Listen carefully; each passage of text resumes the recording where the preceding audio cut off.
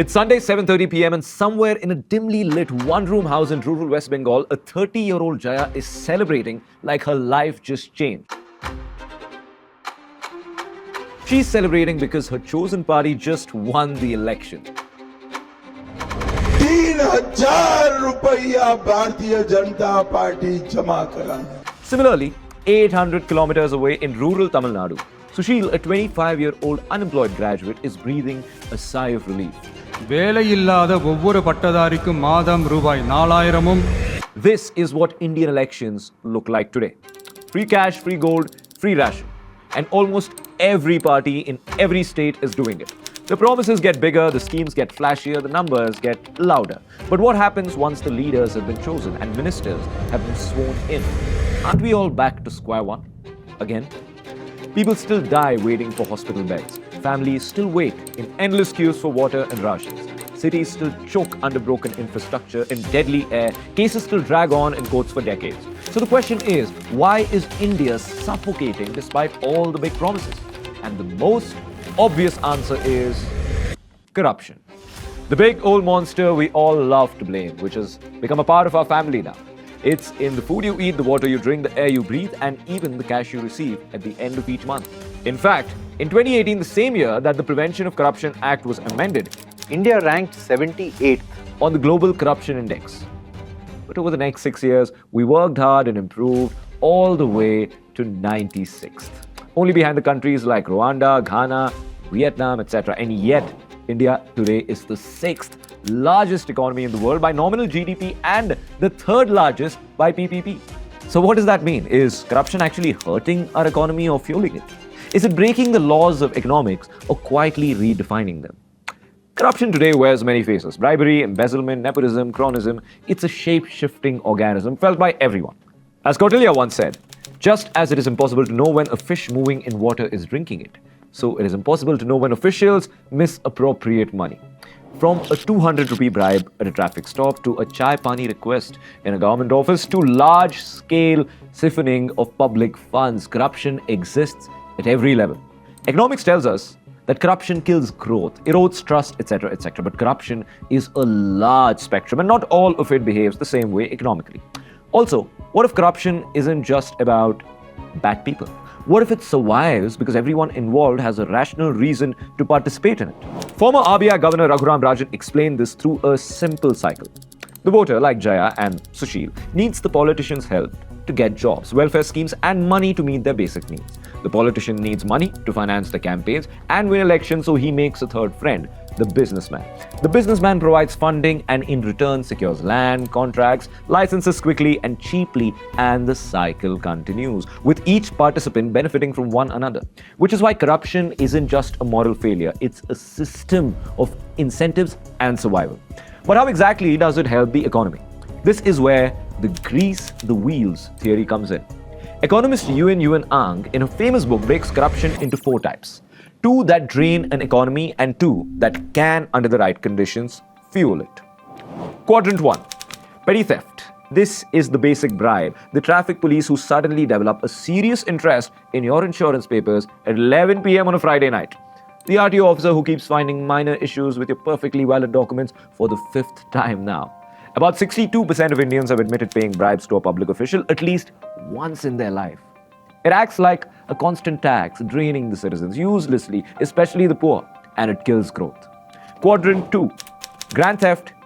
This is when dictators and politicians siphon off public money meant for welfare for personal use. Like the infamous 1990 fodder scam where the funds worth rupees 950 crore allocated by the Bihar government for agricultural welfare were systematically siphoned into personal accounts over nearly 2 decades.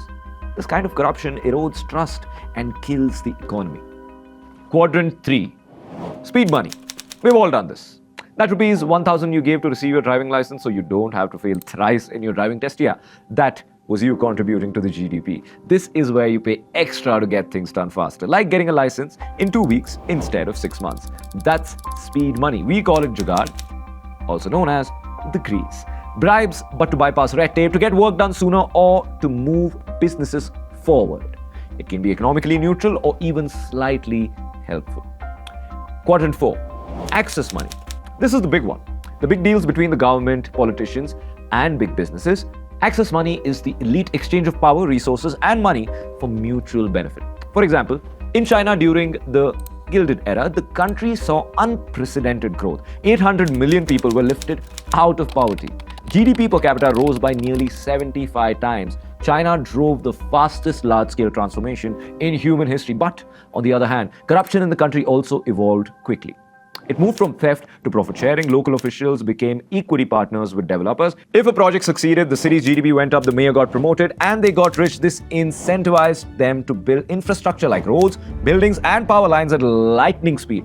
In South Korea, the Chaebols enjoyed an undisputed control over policy, subsidized loans, resources, and even the judiciary. But in return, they also act as the backbone of the South Korean economy.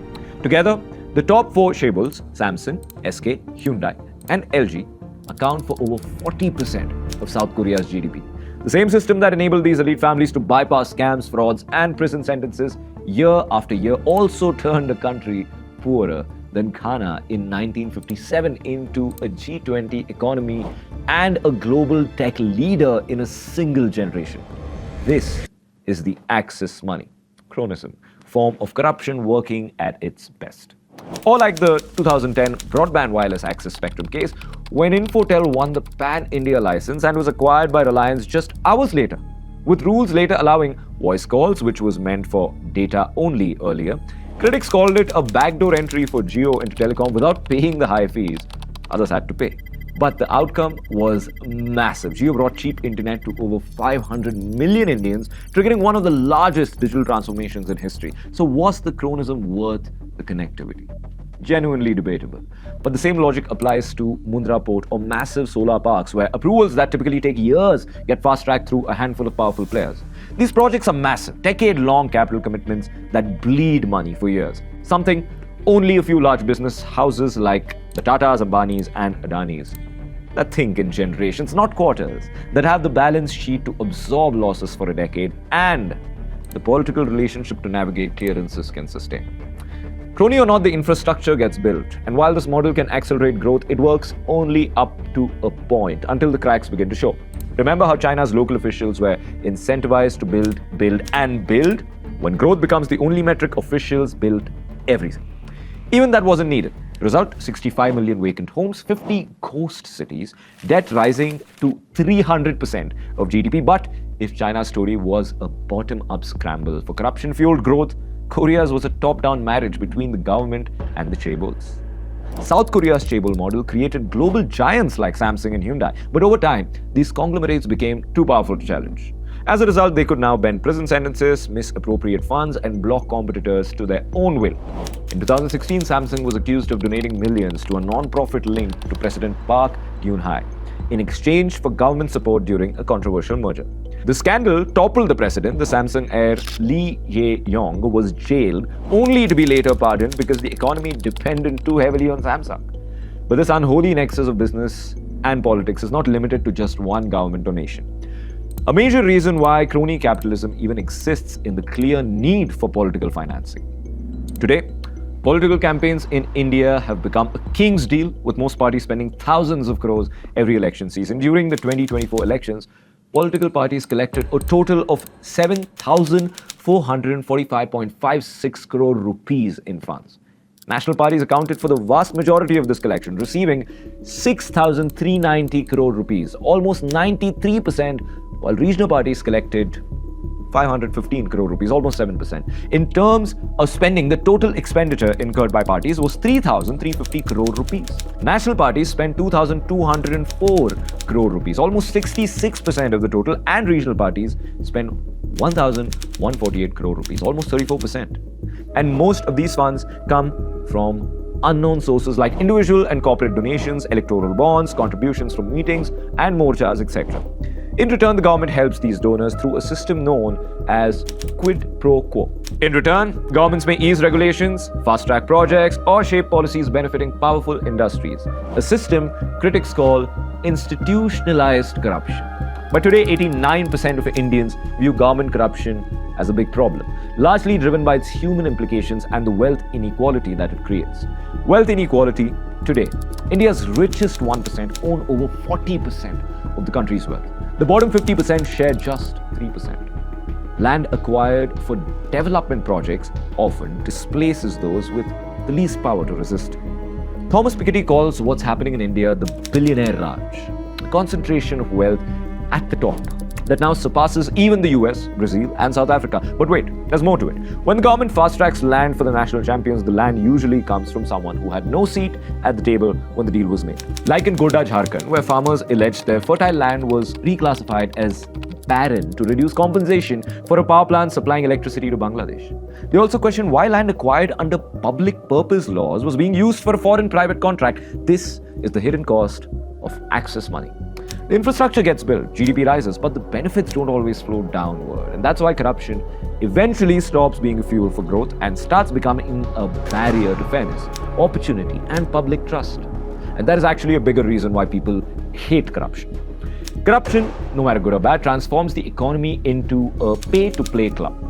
If starting a business requires 10 lakhs in facilitation fees to various officials, the skilled entrepreneur with only 5 lakhs never gets off the ground. We love a good jugaad when it saves us 10 minutes at a traffic signal, but it's a lot less funny when someone with a thicker, bigger jugaad finds their way into premier college seats, government posts, school admissions you could actually study it for. So when corruption comes at the cost of human welfare and development, it stops being a fuel and starts being a pothole for a country and its economy. So given how things are today, it's hard to imagine an India where you walk into a government office and the official doesn't ask for a chai or pani. Where you actually get your passport in 7 days and not 7 days plus ek baar aur aana padega sir. Where a tender is given to the company with the best metrics and the best bid, not the company with the best brother-in-law. Where getting a power connection for your new shop doesn't require you to first make a connection with the right person. Where everything is just fair and on equal levels. But somewhere out there, miles across the sea, countries like Singapore, Denmark, and Finland have shown us that growth without deep-rooted corruption is possible. But how are they doing it? Consistently for years now. And what can India learn from them? Well, that's for another day. Because today we want to leave you with something more important and worth asking ourselves, is it corruption that's stopping India from becoming the world's largest economy? Or is it what took us to the top 5 in the first place?